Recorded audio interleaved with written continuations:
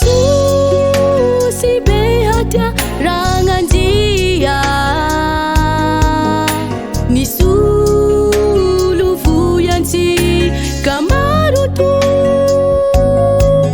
lenaneke inje ampijalia je ufinati kaminya zufijali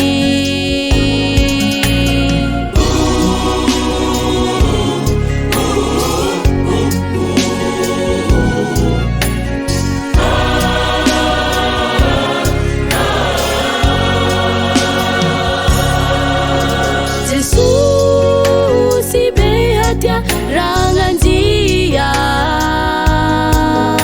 ni suluvuyansi kamarutu lenaneke inje ampijalia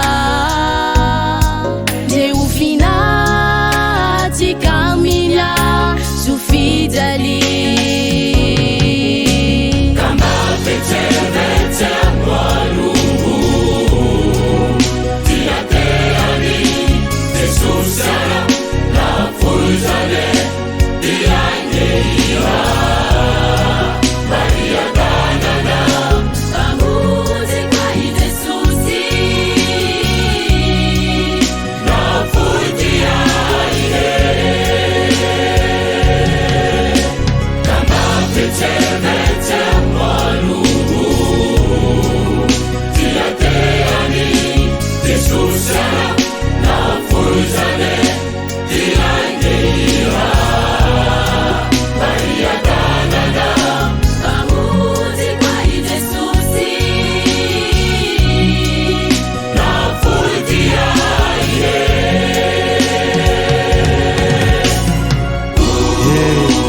Toy izao ny tiavan'Andriamanitra ny zatovo zao nomeny izay nan'ilay tokony mba tsy ho very izay raitsy amino azy fa hanana fiainana manjakizay.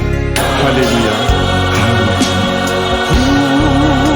Jesus ibehatia ranganjia ni suluvuyansi kayabetu lenaneke inje ampijalia je hufina tikaminya zufijali